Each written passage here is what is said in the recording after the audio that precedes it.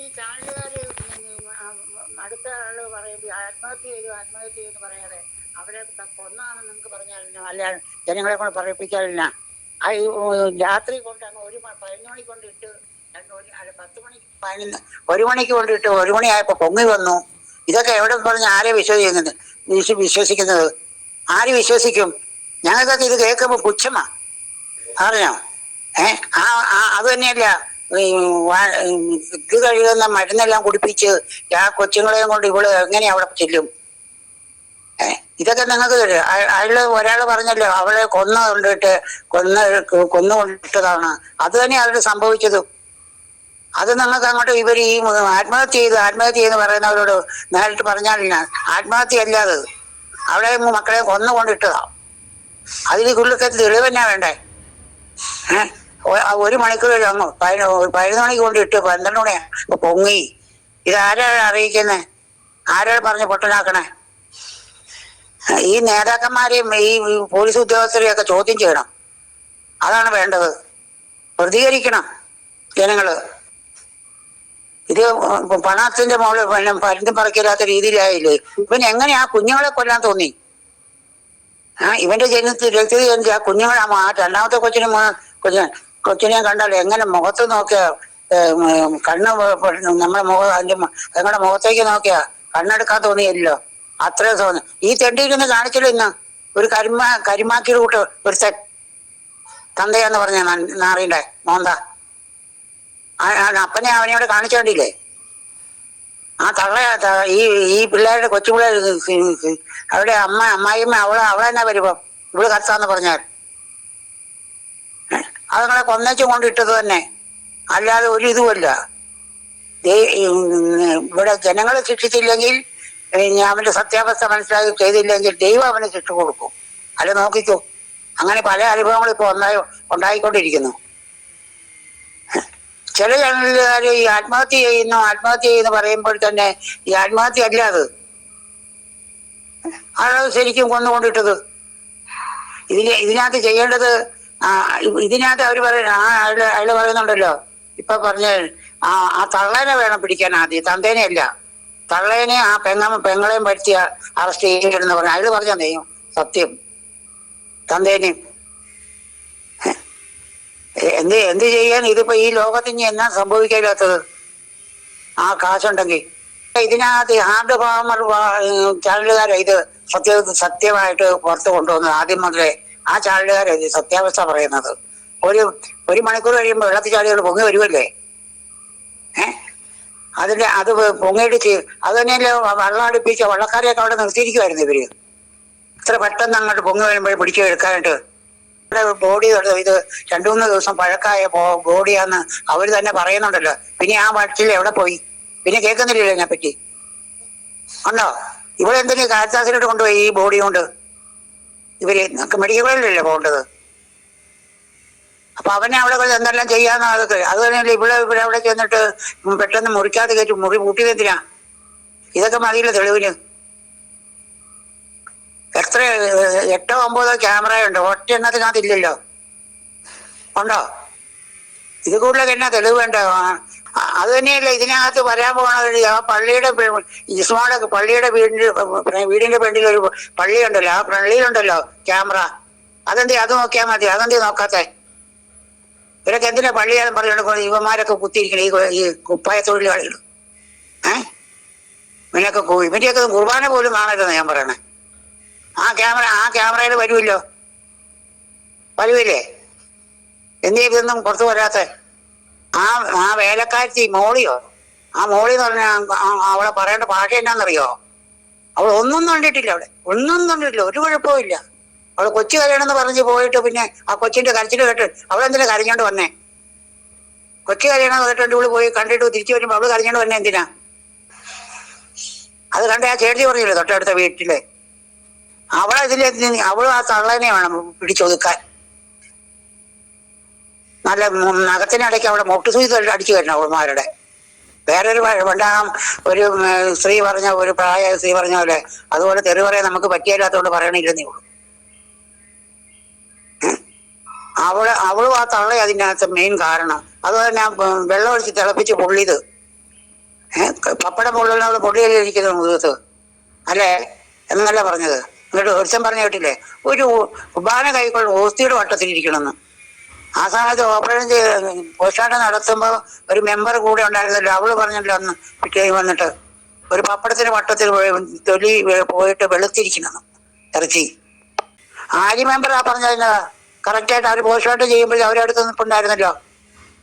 അവര് കണ്ടതല്ലേ ഒരു പപ്പടത്തിന്റെ വട്ടത്തില് പൊള്ളി കിടക്കണ, വെള്ളം കൊണ്ട് പൊള്ളിയത് പോലെ കൊമള പൊട്ടിയത് പോലെ ഇരിക്കണമെന്ന് അവള് പറഞ്ഞല്ലോ. അതൊക്കെ എന്നാ ഇവരൊക്കെ ഇത് എവിടെയാ നോക്കി പോസ്റ്റ്മോർട്ടം ചെയ്യണത്? ഇതിലൊക്കെ സത്യവസ്ഥ അധികം താമസിക്കാതെ ഇവരിതൊന്ന് കാശിൽ മറിഞ്ഞാല് അവരും അനുഭവിക്കും. അധികം താമസം ഉണ്ടാകുകയില്ല. ആ SHO എന്ന് പറയുന്ന ആള് ഷൈനിയുടെ ആ കേസ് ഇടിച്ച് കളഞ്ഞവനല്ലേ. അതുപോലെ ആ ഷൈനിയുടെ ചേട്ടൻ അച്ഛൻ, അവനെ ഇതുവരെ പിടിക്കാറായില്ലേ? ഒരച്ഛൻ കിടന്ന് ഒരു കോട്ടൂരാൻ കിടന്ന് കളിച്ചല്ലേ അവയുടെ ഷെഫിയും. എന്നിട്ടിപ്പോ എവിടെ പോയി? എത്ര കോടി രൂപയായിരുന്നു രൂപ മുടക്കിയത്? അത് രൂപയുടെ ഈ മെത്രാന്റെയൊക്കെ അപ്പന്മാർ കൊണ്ടുവന്ന, അപ്പന്റെ മകൾ കൊണ്ടുവന്നല്ല, ഈ രൂപതക്കാരായ ഞങ്ങളുടെയൊക്കെ പൈസയാ അത്. അതറിഞ്ഞോ? അതിനൊന്നും ചോദിക്കാനും പറയാനില്ലല്ലോ. അന്നേരം തന്നെ ആ രൂപ തന്നെ കാറ്റാസിന്റെ റെക്ടർ അച്ഛന്റെ സ്കൂട്ടറൊക്കെ ബൈക്ക് കൊണ്ട് ഇടിച്ച് ഒരു കറണ്ട് മുഴുവൻ തടുത്തിട്ട് എത്ര ലക്ഷം രൂപ 10 ലക്ഷം രൂപ കൊടുത്തല്ലേ അത്. അതന്നെ ഇവനെവിടെ പോയി പാതിരായ്ക്ക് നാട് കിടന്ന് ഈ അച്ഛൻ ശക്തി നടക്കുമല്ലേ? 25 പവന്റെ മാല, 5 പവന്റെ മോതിരം, ഏറ്റവും കൂടിയ കാറ്, ഏറ്റവും കൂടിയ ബൈക്കിലല്ലേ ഇവര് നടക്കണേ. ഇവരെയൊക്കെ അപ്പന്മാർ കൊണ്ടുവന്ന മുതലാണോ അപ്പന്റെ വീട്ടിൽ നിന്ന്? ഇവനെയൊക്കെ ഇവൻ ഈ ലോകത്തൊഴിലാളികൾ, ഇവൻ എന്നാ തൊഴിൽ ചെയ്യണം ആകെ? പിന്നെ ജർമ്മൻകാരൊന്നും ഉണ്ടാക്കി അത് മുഴുവൻ മുടിച്ചു തിന്നുമല്ലോ കാരിത്താസ്. കുറെ കന്യാസ്ത്രീകളും കുറെ അച്ഛന്മാരും കുപ്പായ തൊഴിലാളികളും കുറെയൊക്കെ നമുക്ക് അനുഭവമുണ്ട്, നേരിട്ട് കണ്ടിട്ടുമുണ്ട്. അല്ലാതെ ഒന്നും ശരിയല്ല. ഇവന്മാരെ ആദ്യം ഇവന്മാരെ വെച്ച് പൂട്ടിക്കണം, കാള പൂട്ടിക്കണം. കല്യാണം കഴിപ്പിച്ചാൽ പോരെ? പിന്നെയൊക്കെ കല്യാണം കഴിപ്പില്ല. എന്നാ കല്യാണം കഴിച്ചാലെന്നാ? ഇതിനേക്കാൾ ഒന്നും കൂടെ സുഖമായിട്ട് ജീവിക്കുമോ? ഇവനെയൊക്കെ നോക്കാൻ വെച്ച് പൂട്ടണം.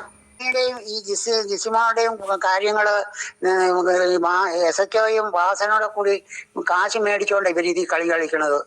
ഇവനൊക്കെ ഉണ്ടല്ലോ ചൊവ്വാനേരം ഇവന്റെയൊക്കെ തല ഇടിവിത്തി വീഴും. അങ്ങനെ ഒരു 2-3 കുഞ്ഞുങ്ങളാ ഇവര് കുണം വരുത്തിയത്. മാലാക കുഞ്ഞുങ്ങളെന്ന് പറഞ്ഞു കേട്ടിട്ടേ ഉള്ളൂ. അതുങ്ങളൊക്കെ നേരെ സ്വർഗത്തിൽ പോയിട്ടുണ്ട്. ഷൈനിയും ജിസ്മോളും ആ കുഞ്ഞുങ്ങളും എന്തെങ്കിലും തെറ്റുകൾ അവിടെ ഉണ്ടായി ചെയ്തിട്ടുണ്ടെങ്കിൽ അതെല്ലാം അത് തീർന്ന അവരിവിടുന്ന് പോയിരിക്കുന്നത്.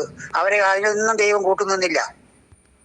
അല്ലെങ്കിൽ ആ കുഞ്ഞുങ്ങൾ തന്നെ ഒന്ന് TV കാണാമല്ലോ, അതുങ്ങളെ പേടിച്ച് അതുങ്ങൾ ആ തലയുടെ കൂടെ പോയി കെട്ടിപ്പിടിച്ചിരിക്കുന്നത്. നമ്മൾ ട്രെയിൻ വരുമ്പോൾ നമ്മൾ പ്ലാറ്റ്ഫോമിൽ തന്നെ പേടിയാ. ട്രെയിൻ വരുമ്പം കുലുങ്ങുക, ആ ശബ്ദം, അതും ഇരച്ചു കൂടി വരുന്ന ട്രെയിൻ. അവരുടെ മാനസികാവസ്ഥ എന്താണെന്ന് ആ ഷൈനിയുടെയും പിള്ളേരുടെ അവസ്ഥ എന്താണെന്ന് ചിന്തിച്ചു നോക്കി. ഈ SHOയുടെയും ഒക്കെ കുടുംബത്തെ പറഞ്ഞ അവന്റെ പെമ്മങ്ങന്മാർക്കോ അല്ലെങ്കിൽ അവന്റെ അപ്പനോ അമ്മയ്ക്കോ അവന്റെ മക്കൾക്കോ, അവന്റെയൊക്കെ മക്കൾക്ക് കാണണം. അതൊന്നും അധികം താമസിക്കാതെ ദൈവം അനുഭവം കൊടുത്തോളൂ ഇവനൊക്കെ. പറഞ്ഞോ? ഇതൊന്നും നമ്മളല്ല തീരുമാനിക്കണത്. ഇതിനകത്തിപ്പോ പറയുകയാണെങ്കിൽ ആ 4 വയസ്സിന്റെ 1 വയസ്സ് ആ കുഞ്ഞുങ്ങളെയൊക്കെ കൊന്നേച്ചും കൊണ്ട് ഇടുക എന്ന് പറഞ്ഞാൽ ഇവനൊക്കെ ആരവൻ? ഈ കാഴ്ചാതി അവന്മാരും കന്യാസ്ത്രീകളും. നമുക്ക് പല അനുഭവങ്ങളുണ്ട്, തെറിച്ച് പറയാൻ ഞാൻ അവളോട്. അവന്മാര് തിന്നും സൂക്ഷിച്ച് നടക്കുന്നു കന്യാസ്ത്രീകളും. അവർക്ക് മുഴുപ്പുള്ളവരെ മതി കന്യാസ്ത്രീകൾക്ക്. കാറയിലും പാവപ്പെട്ടവനൊന്ന് ചെന്നാൽ, എനിക്ക് ഒരു ചെറുപ്പത്തിൽ എൻ്റെ ഒരു അനുഭവം ഉണ്ട്. ഈ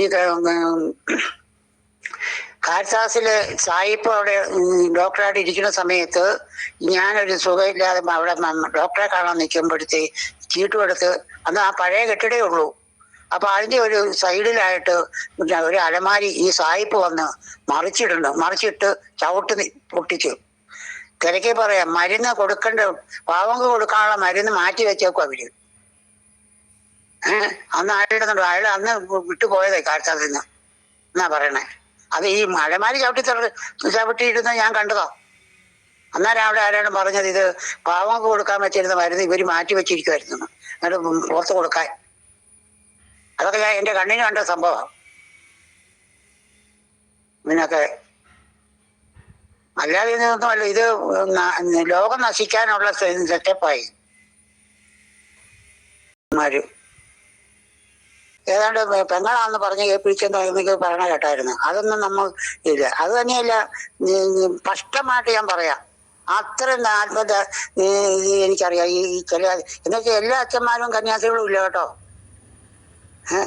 അത് സ്പഷ്ടമായിട്ട് ഞാൻ കണ്ടവർ പലവരുടെയും പേര് ഞാൻ പറയാം. പിന്നെ ഞാൻ ഇവൻ്റെയൊക്കെ ഇവനൊക്കെ തിന്നും സുഖിച്ച് നടക്കണം. ഉറക്കത്തിനും അവരൊക്കെ ഉച്ചയ്ക്ക് ഊണം കഴിഞ്ഞ് ഉറങ്ങാൻ കിടന്ന ഒരു മനുഷ്യനെയും വിളിക്കാൻ പാടില്ല. ഒരു വായു കൊടുക്കുന്നവർക്ക് ഇത് ഉടുപ്പത്തെ വിളിച്ചു കൊടുക്കാൻ ചെന്ന് വിളിക്കാതെ ഉറങ്ങുവാ. അച്ഛന്മാർ ഉറങ്ങുവാ. പിന്നെ എന്നാ പണിതിട്ട് ഇത്ര കിടന്ന് ക്ഷീണിച്ച് കിടന്ന് ഉറങ്ങണം? തീറ്റ തിന്നല്ലേ ആൾക്കാർ വന്ന് ഉറങ്ങുവാ.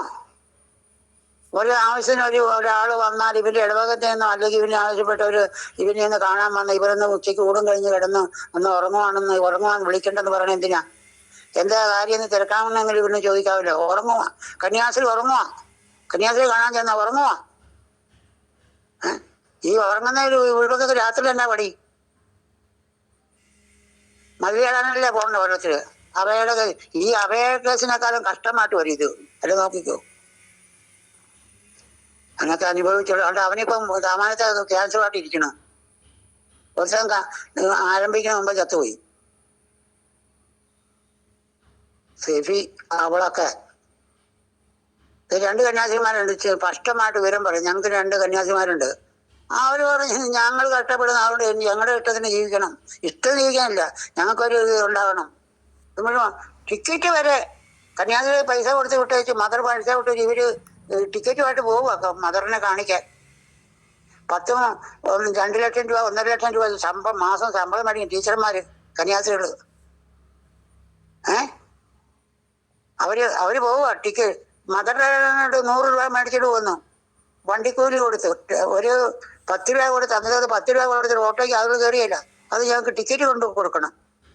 ഈ വണ്ടിയെ കയറുന്ന 1.5 രൂപ ടിക്കറ്റ് വരെ പൊതിച്ച് അവിടെ താമസത്തിനെ പൊതിഞ്ഞും വെച്ചോണ്ട് പോകണം. എത്ര കന്യാസിമാർ പോകണം ഞാൻ കണ്ടിട്ടുണ്ട്. അവര് അന്നത്തെ കാലത്ത് 1 ലക്ഷം രൂപ വരെ ശമ്പളം മേടിക്കണം. കുഞ്ഞുങ്ങൾക്ക് ജന്മം കൊടുത്ത സ്ത്രീയാണെന്നറിയാം അവര്. അവർക്കൊരു കാറെ പോകാൻ ടാക്സി വിളിച്ച് അവര് ചത്തതെങ്ങനെയാ? അവര് ബസ്സേക്കാരെ നിൽക്കുക വഴിയിൽ. അപ്പൊ ഒരു വഴി വന്ന് ബസ് വന്ന് 1 കിലോമീറ്റർ പിന്നേലെ കൊണ്ട് നിർത്തണേ, അങ്ങോട്ട് ഓടി. അത് കഴിഞ്ഞ് ഓടി അവിടെ ചെല്ലുന്നതിന് മുമ്പ് ആ വണ്ടി വിട്ടുപോയി. പിന്നെ തിരിച്ചോടി വന്ന് അവിടെ നിന്നപ്പോഴത്തേക്ക് ഒരു വണ്ടി വന്ന് അന്നേരം അതിന്റെ പുറകെ ഇതുപോലെ ഓടി തട്ടി വീണ് തലയടിച്ച് വീണ് പുറകോട്ട്. അവര് ചത്ത്. എന്നിട്ട് വെച്ചോണ്ടിരിക്കുക, ചത്തില്ല എന്ന്.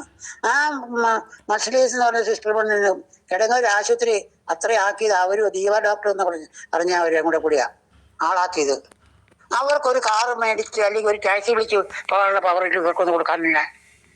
ഇവര് ആർക്ക് വേണ്ടിയിട്ട് ഉണ്ടാക്കണം? അത് കാരണം എത്ര കുഞ്ഞുങ്ങളോട് ജനിക്കേണ്ട കുഞ്ഞുങ്ങളാണ് ഉണ്ടായിരുന്നത്. അത് ചത്തുപോയില്ലേ ഇത് കിടങ്ങൂർ ആശുപത്രിയിലെ? അത് തീരില്ലാത്ത ഒരു നഷ്ടമാണ് ആ ആശുപത്രിക്ക്. അവര് 3 വണ്ടിക്ക് അവർ അങ്ങോട്ടും ഇങ്ങോട്ടും ഓടി. ബസ് കയറി ഇങ്ങോട്ട് പോരെ. അതാണ് ഇവർക്ക് വേണ്ട. സാധാരണ ഒരു സിസ്റ്റർ ആണെങ്കിൽ ഓട്ടെന്ന് വെക്കാം. ഇത് ഒരു ദിവസം ലക്ഷങ്ങൾ രൂപ ഉണ്ടാക്കുന്ന ഒരു സിസ്റ്ററാ. അവർക്കൊരു കാറില്ല. ഇപ്പൊ ഇവന്മാരൊക്കെ ഇവിടെയൊക്കെ നടക്കണ എത്രയല്ലേ? 50 കോടിയും 2 കോടിയും 3 കോടിയുടെ ഒക്കെ കാറല്ലേ ഇവന്മാരൊക്കെ നടക്കണേ. നാളെ കണ്ട ഒരുത്തൻ ടാക്സിയെ വന്ന് സ്വന്തം കാറെ വന്ന് ഇറങ്ങി ഏച്ചും കടയുടെ വാതൊക്കെ കണ്ട് വണ്ടി നിർത്തി കടയുടെ അയാളെ ഇറങ്ങി സാധനം ആ ചൂട് സഹിക്കാതെ ചൂടാണ് നമ്മൾ അയാൾ ഓടി ആ കാറിനകത്ത് കയറി എ സിക്കകത്ത് കയറി ഇരുന്നിട്ടും അവിടെ വന്നപ്പോ വിളിച്ചു പറയുക അതെടുക്ക് ഇതെടുക്കുന്നു. ഒരു 2 മിനിറ്റ് അല്ലെങ്കിൽ 5 മിനിറ്റ് ആ കടയിൽ കയറി നിൽക്കാൻ ഭാനുണ്ട്. കടയിൽ കയറി നിന്ന് സാധനം മേടിക്കാനുള്ള ചൂട് സഹിക്കാൻ പറ്റില്ല അവർക്ക്. എ സി എന്നിട്ട് കാർ എ സിക്കകത്ത് കയറിയിരുന്നേച്ചാണ് ഈ ഓരോത് പറഞ്ഞു കൊടുക്കുന്നത്. ഈ ബോബി എന്ന് പറഞ്ഞ ബോബി പാതിരി ഈ ഇവിടെ ഉണ്ടതൊക്കെ ഉണ്ടെന്നാണ് എന്ത് ഇവനെ പിടിക്കാത്തത്? ഇനി അഭയുടെ കൂട്ടുള്ള ഇവന്റെ കൂട്ടൊക്കെ ഞങ്ങളുടെയൊക്കെ പൈസ തീർക്കും മുടിച്ചു തേച്ച് വീഴാനായിട്ടാണോ ഈ മത്സരം ഇരിക്കണത്? ആണോ? അവനെ വേണ്ട ജയിലിൽ കൊണ്ടുകൊണ്ട് എടുക്കണ്ട. ഇവനെ ഇതിന്റെ സ്പഷ്ടമായിട്ടുള്ള കാര്യം തീർക്കാനായിട്ട് എന്ത് തീർക്കാത്ത തീർക്കാത്ത? അന്നേരം ഇവിടെ ഈ രൂപതയുടെ കോട്ടയം രൂപതയുടെ അഡ്വക്കേറ്റ് അവൻ. അന്നേരം കുറെ കള്ളത്തരം അവന്റെ കയ്യിലുണ്ട്, കുറെ കള്ളത്തരം പുറത്തറിയിക്കാൻ. മത്സരം അച്ഛന്മാര് വിയാനി ഹോമില്ലേ കാറ്റാസിന്റെ അവിടെ ഉണ്ടെന്ന് ഇങ്ങനെ പറയണ കേട്ടു. ഞാൻ കണ്ടിട്ടില്ല. അല്ലെങ്കിൽ തിരുവനന്തപുരത്തേക്കൊന്നല്ല ആദ്യം കേട്ടത്. ഇവനെ എന്തുകൊണ്ട് ഇവര് പുറത്തിറക്കണില്ല? അകത്ത് വെച്ചോണ്ടിരിക്കുന്നില്ലേ? സെബീനെ കുറച്ച് നാൾ വെച്ചോണ്ടിരുന്നില്ലേ ഇവര്? അന്നത്തെ കാലത്ത് അവിടുത്തെ മദർ ഈ സെന്റ് ജോസഫിലെ മദർ, ആ ഹോസ്പിറ്റലിൽ അവിടുത്തെ മദറിനെ അവര് ഈ പ്രശ്നം ഉണ്ടായി ഉടനെ അവരെ അമേരിക്ക വിട്ടു. അറിയാ എന്ന് പറഞ്ഞാല് ബോബിനെ ഇവനെയും കൊണ്ടിട്ട് ബോബിനെയും അമേരിക്ക കേട്ടാ നല്ല ഇവര് ഇങ്ങനെയൊക്കെ ഒരു റൂമിൽ കേൾക്കുന്നുണ്ട്. ഇനി ആരുണ്ട് കേക്കാൻ? അതാ ഇവരിപ്പോ കിട്ടുന്ന മുഴുവൻ ഇവര് നല്ല ഇവരെ വീട്ടുകാര് അത് സഹോദരങ്ങളൊക്കെ ഉണ്ടെങ്കിൽ അവർക്ക് ഇഷ്ടമുള്ള സഹോദരങ്ങൾക്ക് കൊടുക്കുള്ളൂ, ഇഷ്ടമുള്ള പെങ്ങന്മാർക്കേ കൊടുക്കുള്ളൂ. എന്നിട്ട് കൊണ്ട് നടക്കുമല്ലേ? പെങ്ങളാ കുഞ്ഞിപ്പെങ്ങളാ. ഇതൊക്കെ ചോദിക്കാനും പറയാൻ ആളില്ല ഇവിടെ. ഈ രൂപ കാറ്റാതിന് കെട്ടിട്ട് പോയി ആ മോൻ ട്രാൻസ്ഫോമർ ഇടിച്ച് തകർക്കേണ്ട കാര്യം തന്നെ ഇവൻ പാതിരാക്ക് എവിടെ പോയി കുടിച്ചു കൂത്താടി? അങ്ങനെ 10 ലക്ഷം രൂപ മുടക്കില്ലേ? അതാരുടെ ഇപ്പന്മാരുടെയൊക്കെ വീട്ടിൽ നിന്ന് കൊണ്ട് അപ്പന്മാർ കൊണ്ട് മുതലാണോ കൊടുക്കണേ? ഞങ്ങളെ പോലെയുള്ളവരുടെ ഓരോ വ്യക്തിയുടെയും സ്വോത്രക്കാഴ്ചയാ അവിടെ ചെല്ലുന്നത്, ഇവനൊക്കെ പൊളച്ചു നടക്കണത്. അതൊന്നും പറയാൻ ആരും ഇല്ലല്ലോ. ഇവിടെ കൊറോണ വന്നു, ഏത് രൂപതയെന്ന് ഒരു പാവപ്പെട്ടവർക്ക് ഇവർ ചെയ്തിട്ടുണ്ട്? ഇവരിൽ ഒരു ഉച്ചയ്ക്കത്തെ ഒരു നേരത്തെ ഊണും കുറച്ചും അത് കൊടുത്താൽ മതിയല്ലോ. എത്ര വിഭവങ്ങളാ! ആട്ടിറച്ചി, താറാവിറച്ചി, ആട് മറിച്ചിട്ട് പുഴുങ്ങിയത്, തിരിച്ചിട്ട് പുഴുങ്ങിയത്, മീൻ മറച്ചു വരുത്തിയത്, അത് ചെയ്തത്. ദുഃഖവെള്ളിയാഴ്ച വരെ ഇറച്ചി മീനും കൂട്ടുന്ന ചില അച്ഛന്മാരും കണ്ടിട്ടുണ്ട് ഞാൻ. ദുഃഖവെള്ളിയാഴ്ച വരെ. പിന്നെ ഇതൊന്നും പറഞ്ഞിട്ട് കാര്യമില്ല. അത് ആ അവനെയൊന്നും പിതാവ് ഒരാളേ ഉള്ളൂ, നമ്മുടെ പിതാവായ ആ പിതാവ്. അല്ല, ഇവനെയൊന്നും പിതാവിനൊന്നും വിളിക്കണ്ട. ഈ ജർമ്മനിയിലും UK അയർലൻഡിലൊക്കെ സാറേന്ന് ആരെയും വിളിക്കുന്നില്ല, അച്ഛാന്ന് ആരെയും, എല്ലാവരും പേരെ വിളിക്കുന്നേ.